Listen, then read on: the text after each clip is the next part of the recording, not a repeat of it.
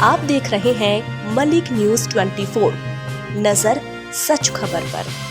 मुख्यमंत्री डॉक्टर यादव मंगलवार को पचमढ़ी में होटल अमलतास में आयोजित पर्यटन विकास निगम के विभिन्न विकास कार्यों के लोकार्पण और शिलान्यास कार्यक्रम को संबोधित कर रहे थे। मुख्यमंत्री ने 33 करोड़ से अधिक के पर्यटन विकास के कार्यों का लोकार्पण और शिलान्यास किया।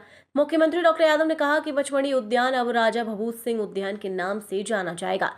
इसी प्रकार पचमढ़ी शासकीय महाविद्यालय का नाम भी राजा भभूत सिंह महाविद्यालय होगा। उन्होंने पचमढ़ी में जनजाति संग्रहालय बनाने और कोरकू समाज के पवित्र स्थल पर प्रतीक्षालय और टीन शेड बनाने की घोषणा की। मुख्यमंत्री डॉक्टर यादव ने कहा कि नर्मदापुरम में लॉजिस्टिक पार्क बनाने का निर्णय लिया गया है। ये पार्क क्षेत्र में विकास की नई सौगात लेकर आएगा। मुख्यमंत्री डॉक्टर यादव ने कहा है कि प्रधानमंत्री नरेंद्र मोदी के नेतृत्व में प्रदेश विरासत भी और विकास भी की दिशा में निरंतर आगे बढ़ रहा है।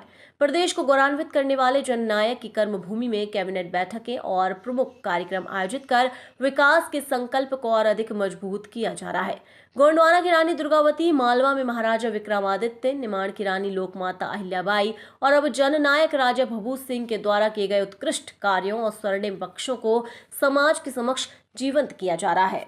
हमने हमारी सरकार के बनने के साथ यशस्वी प्रधानमंत्री के नेतृत्व में विरासत से विकास की बात करते हुए ये लगातार हमारा एक के बाद एक लगभग 1.5 साल का समय है। हमने प्रत्येक अंचल में जिनने मध्य प्रदेश को गौरवान्वित किया वो सारे क्षेत्र, वो गोंडवाना का रानी दुर्गावती का क्षेत्र हो, मालवा का विक्रमादित्य का क्षेत्र हो, निमाड़ का रानी अहिल्याबाई का क्षेत्र हो, हमारे द्वारा एक के बाद एक ऐसे जननायक को लेकर समाज के सामने उनके किए गए उत्कृष्ट कार्य को समाज में पुनः सबके सामने उस स्वर्णिम पक्ष को एक बार फिर इतिहास को जीवंत करते हुए हमने श्रद्धा के साथ कैबिनेट करते हुए उस क्षेत्र के विकास के संकल्प के आधार पर आगे बढ़ रहे हैं। इस अवसर पर कई विकास के कार्यों की भूमि पूजन और लोकार्पण हो रहा है।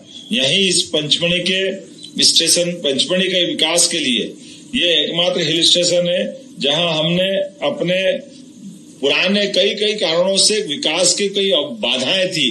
पिछली कैबिनेट से हमने यहाँ वो सारी बाधाएं हटा करके विकास का परचम लहराने का निर्णय किया है, जिसके आधार पर वर्षों से एक मांग आती थी कि पंचमढ़ी का विकास रुका हुआ है बहुत सारे कारण से।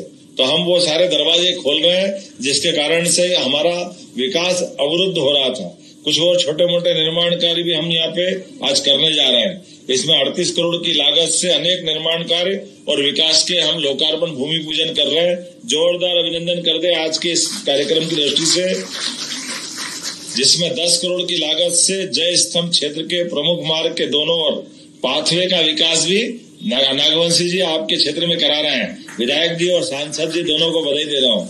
इस अवसर पर 1.35 करोड़ की लागत से पचमढ़ी की पर्यटन विकास निगम के माध्यम से सतपुड़ा रिट्रीट में किचन, रेस्टोरेंट, स्विमिंग पूल, इसका भी लोकार्पण हम करने जा रहे हैं। लगभग 60.60 करोड़ की लागत से धूपगढ़ पर जल व्यवस्था, लगभग 0. इतने प्रकार के काम है। जटाशंकर पर, पचमढ़ी के प्रवेश द्वार पर और ये पिंक टॉयलेट के लॉन्च का, अलग अलग प्रकार के बहुत सारे काम है। ये सारे निर्माण कार्य के लिए एक बार जोरदार अभिनंदन कर दे। और खास बात, इन्हें एक और अच्छा काम किया, प्लास्टिक बोतल को फ्री करने के लिए कांच की बोतल के लिए जल प्रदाय हेतु भी एक आरओ वाटर प्लांट की भी स्थापना की। जोरदार अभिनंदन करो। वन विभाग की भी अलग अलग हमने 11 जिप्सी का यहाँ लोकार्पण किया है। जोरदार अभिनंदन करें इस नाते से भी। इसी के साथ यहाँ पर कम्युनिटी सेंटर 500 व्यक्ति की क्षमता वाले एक तरह से कन्वेंशन सेंटर अमलतास में, ये 10 करोड़ की लागत से, क्योंकि बड़े कार्यक्रम करने में बड़ी दिक्कत आती है, ऐसे में ये नया सभागार बनेगा तो भविष्य के बड़े कार्यक्रम होंगे। तो मेरी अपनी ओर से बधाई। हिल टॉप बंगला 6.70 करोड़ की लागत से होम स्टे के रूप में परिवर्तित करने के लिए आज हमने इसका भी कार्यक्रम किया है, इसका शिलान्यास।